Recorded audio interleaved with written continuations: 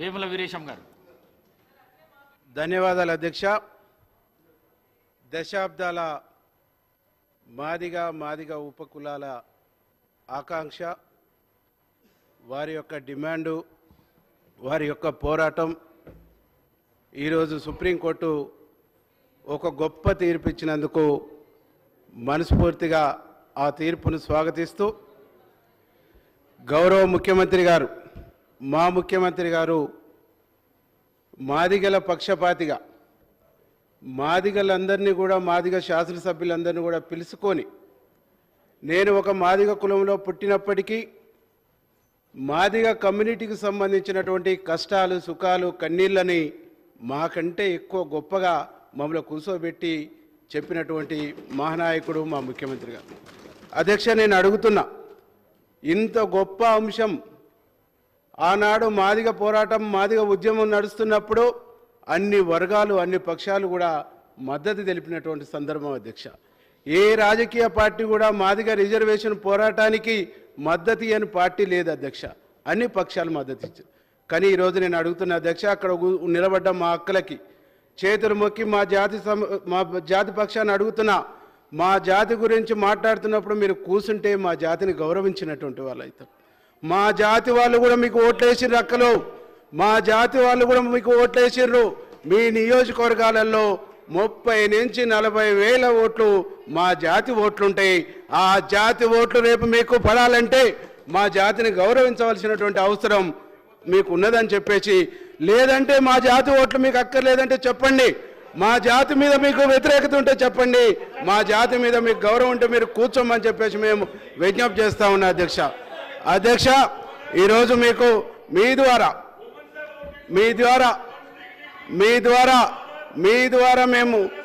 ద్వారా ప్రతిపక్షాన్ని కోరుతా ఉన్నాం అధ్యక్ష.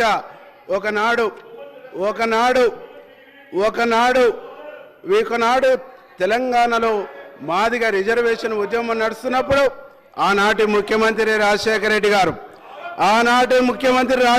గారు మాదిగ ఉద్యమానికి సపోర్టుగా నిలబడి, ఆనాడు మాదిగ ఉద్యమ నాయకుడైనటువంటి మందకృష్ణ మాదిగకు సపోర్టెడ్గా నిలబడి మాదిగ ఉద్యమానికి అస్తిత్వాన్ని ఇచ్చింది కూడా కాంగ్రెస్ పార్టీ.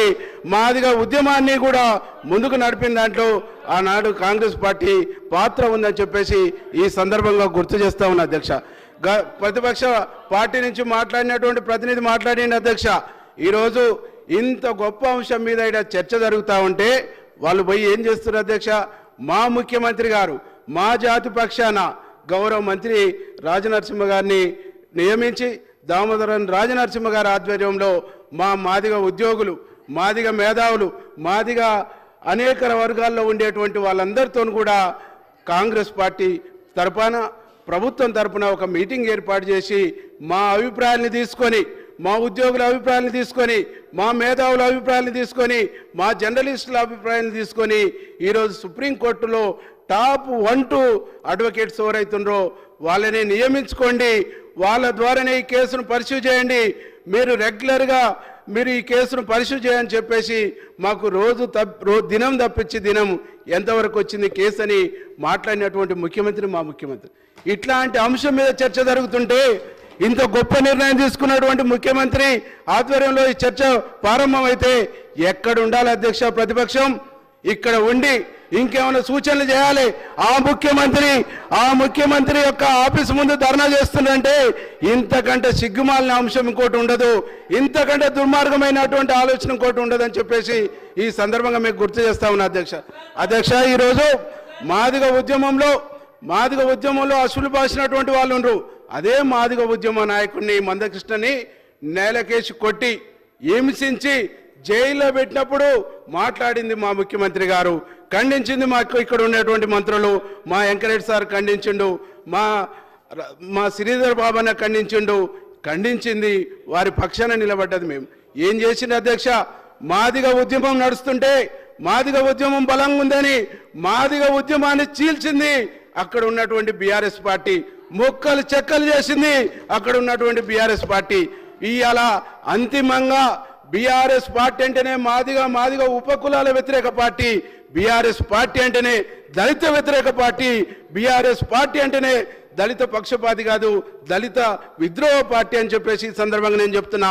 మా బట్టి విక్రమార్కన్న శాసనసభ మా బట్టి విక్రమార్కన్న ఆనాడు కాంగ్రెస్ పక్ష నేతగా ఎన్నికైతే, కాంగ్రెస్ పక్ష నేతగా ఉంటే మా బట్టి విక్రమార్క గారికి ప్రతిపక్ష హోదాలో కాన్వాయి ఉంటే ఆ కాన్వాయిని చూసి జీర్ణించుకోలేని ఆనాడు దొరతనము ఆయన ప్రతిపక్ష హోదాను పోగొట్టిందంటే వీళ్ళ అధ్యక్ష దళిత పక్షపాతులు, వీళ్ళ అధ్యక్ష దళితుల పక్షాన్ని నిలబడేది వీళ్ళు దళిత వ్యతిరేకులు, దళిత ద్రోహులు అని చెప్పేసి ఈ సందర్భంగా నేను తెలియజేస్తూ, మా ముఖ్యమంత్రి దళిత పక్షపాతి, మా కాంగ్రెస్ పార్టీ దళిత పక్షపాతి.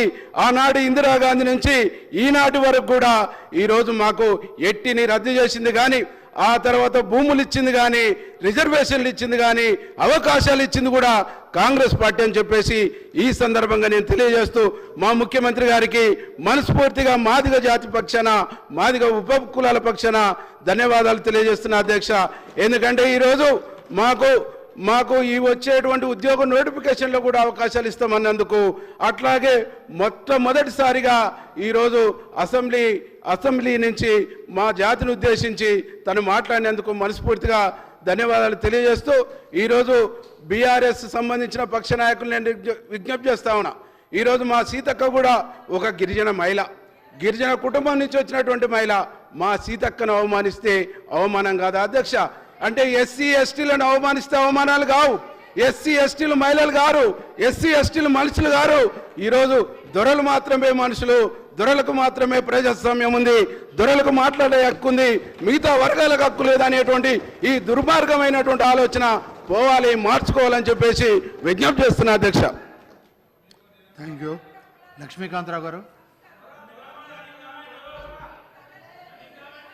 Dear panel speaker, sir, I would like to celebrate this historical judgment which has come in favor of bifurcation of Madigas, along with each and every Madiga